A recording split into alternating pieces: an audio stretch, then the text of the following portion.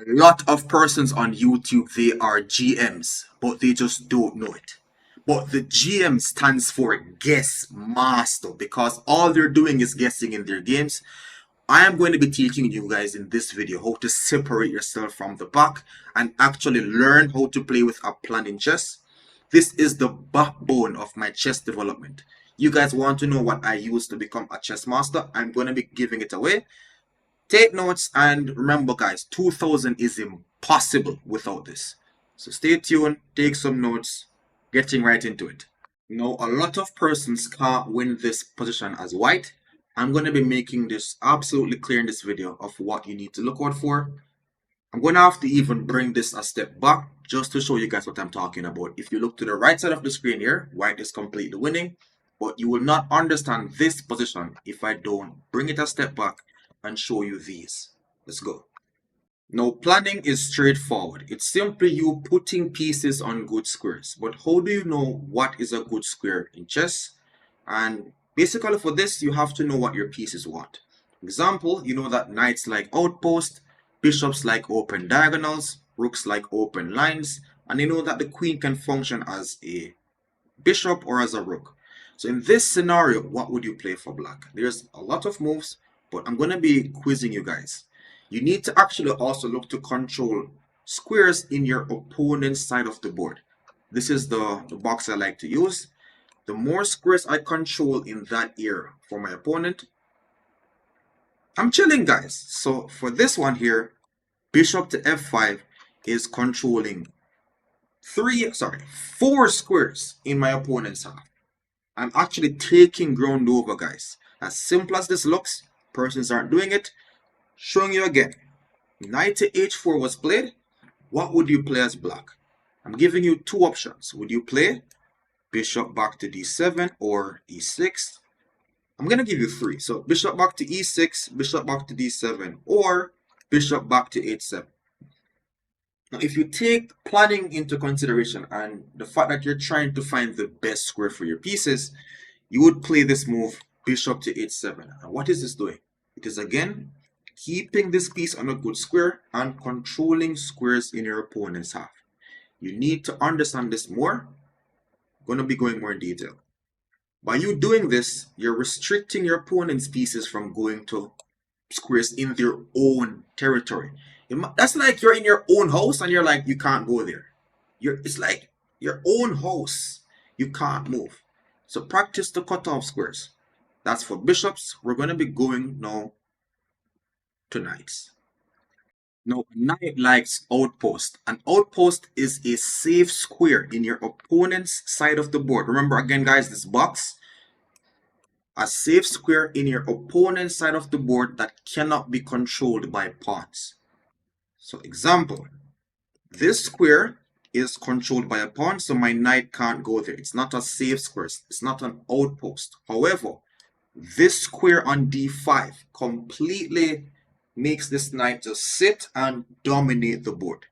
We're also seeing the downside that happens if a bishop doesn't find an open diagonal, right? This pawn being absent makes this bishop active.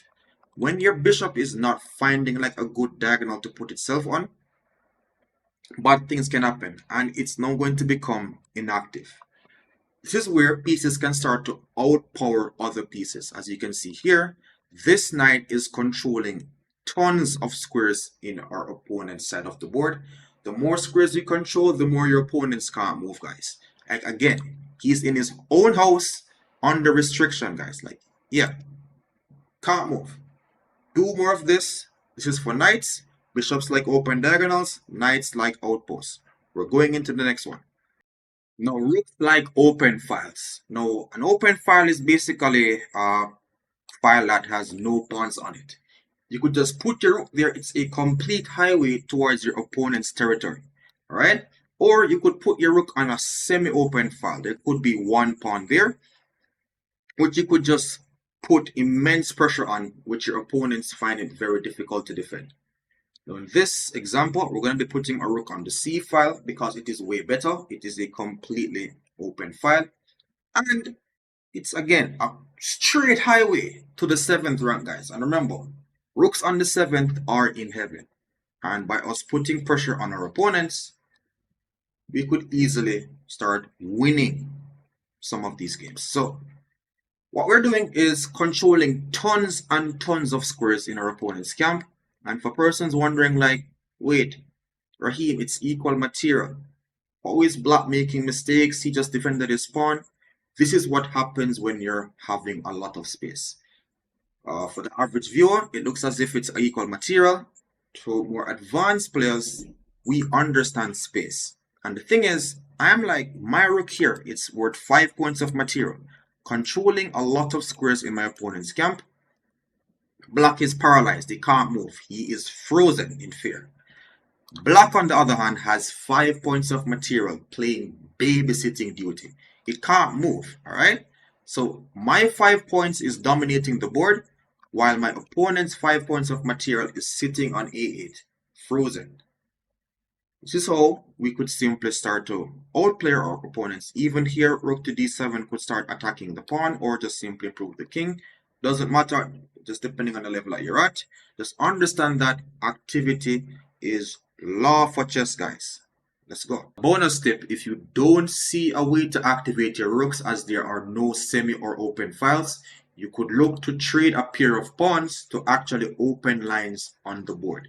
Example with this, you could see that the D file is opened up, and just like that, your rooks will get life. So take this down as a bonus tip for your rooks. Do not put your rook on a file that you do not plan to open. Now we know that rooks like open files and bishops like open diagonals, but what about the queen? Remember, the queen moves like a rook or a bishop. Now in chess, because it's a lot more easier for the queen to control diagonals than files, you could start to utilize the queen on those squares instead. So in this scenario, this queen is looking at just pawns. We need to reroute this queen to a more active diagonal to start putting pressure on our opponent's side of the board. So this move, queen to d2, switches the queen from a very passive role. I mean, like it has no work to do. It's just sitting there watching pawns, maybe TV. To active, which is now putting pressure again on something in our opponent's side of the board. Simple stuff, all right? Queen to d2, and it could look like this. After king to g8, sorry, h8, and queen takes h6. White is in the driver's seat. Now let us see who is paying attention. In this scenario, what would you play as white? We have our queen, nice. The knight over here, completely okay. What do we need to do next? I would see even intermediate players try to force things. Like they would start pushing pawns and, giving up squares, forcing all their pieces back. Not how we play chess. After watching this video, we know that the middle game is simply you improving pieces. We're like, all right, the queen is good. Nice. The knight is perfect. Good. What about my rook? The rook on a1, you could swing it to an open file. Just start controlling squares in your opponent's side. And trust me, guys, this is going to elevate your chess 100%. See a piece not doing anything, give it some work. Just improve pieces, guys. And you start calculating whenever you start to see a knockout. And I'm very sure that everybody knows what to do when they're calculating. Let me know in the comments. Final thing you need to know about middle games is pawn play. Pawns help to control a lot of space. And when you actually see a pawn center, it's good to break it down with a pawn center of your own. Example, we could call this a pawn break. When the pawn starts to fight a pawn, guys, look at this, pawn to d5. So in this scenario, just to take a step back, if black doesn't try to control the center, his pieces won't get ruined. Alright, we're going to be learning a little bit more of this, not in this video, but maybe later down. But our bishop can't get to f5. Why? Because a pawn controls the square. Right? When we played pawn to d5, we now have the square for our bishop. We used a pawn break to now control a square with one of our pieces. Now guess what? Once a pawn controls a square, it's very hard to be controlled by a piece from your opponent. Right now my knight can't get to f6. So understand this.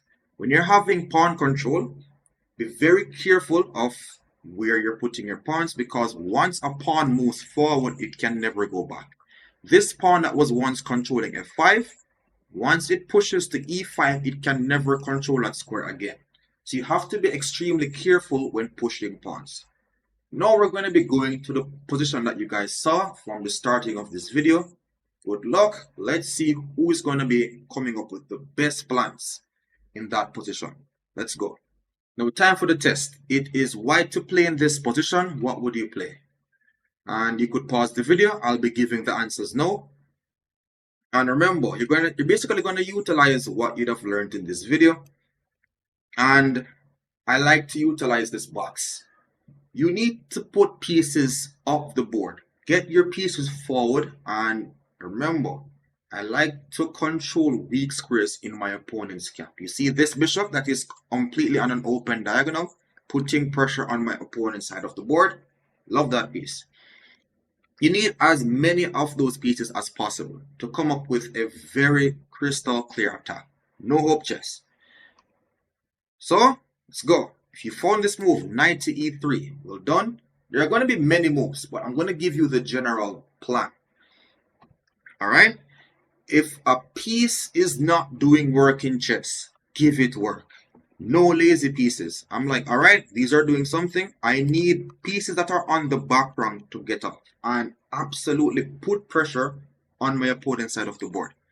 And you want them to actually, again, team up to fight for squares on your opponent's side. Now, let's see who remembers what this square on f5 is called. It's called an outpost simply because it's not controlled by one of black's pawn. It's not possible for black to control a square with a pawn. We could target squares like those in our opponent's side of the board and just plant a piece there. So look at this. That knight went to f5 and it didn't pay rent. It's just there. It just sat there forever. We want this in as many games as possible. You control squares, beat your opponents. Look how many squares this knight is controlling in our opponent's camp. We have 1, 2, 3, 4. That's completely controlled by that one knight alone. Right? This bishop is putting pressure on that knight. What about our queenside pieces? You don't want to just have any one piece attacks. You need teamwork. Now, second question. Let's see who's paying attention. Black played rook to e8. How would you fix the queen? This queen is in a very defensive role. It's looking at a pawn. It's staring at a wall. We don't want pieces like this. Lazy pieces. We need pieces doing work, guys. Go over there. Now, queen to d2, putting pressure on the 8-6 pawn. We're just some slight punches, guys, nothing too serious. And tactics could be working in your favor once you do this. Right? Let us see. Black played king to h7, defending. What would you play as white to activate the rook? Let us see. This is now the trick stuff, guys. How would you activate that rook? Would you play rook to d1 and put the rook on this line? No, we need open lines, guys, or semi-open lines. No, this move, king to f2, it deserves a brilliant, but Stockfish is still like, getting the hang of it. King to f2, and we're basically putting this rook on the h file. You have to find what your piece is like in chess and just play the position. King to f2, and then rook to h1. The knight is over there. Oops, the knight is over there. The queen is over there. The bishop is putting pressure. The rook is going to put pressure. And if black isn't careful, we're going to be doubling up on the h file. Like every piece is going to go over there. And then we're going to be discussing about like pawn breaks. But again, not in this video. Let's say that black doesn't even know what's happening. He's just like, oh my god, I don't know what to do. Quote unquote, the average ELO player. Let me just push a pawn and see what white is going to do. Remember, we need to look at our pieces, make them coordinate, attack weaknesses in our opponent's camp. Now, for this one, it's going to be more about like conversion, but just to show you guys what a ending could look like, we have our queen, knight, bishop, rook, all pointing into that area of the board. If the attack was still not working, I would bring my other rook. You just have to bring everything. But here, there is just bishop to g5. And as you can see, there is tremendous pressure on that h6 pawn. Now, that's what you call coordination. When all of your pieces are basically working together on a focal point in your opponent's side of the board. This was short-lived as, oh yeah, black has nowhere to go. Guess what? Because pieces are controlling squares over there. And that's it. If you found this video useful, like, share, and subscribe. Thanks again for watching, guys, and implement this in your games to skyrocket your elo. Take care.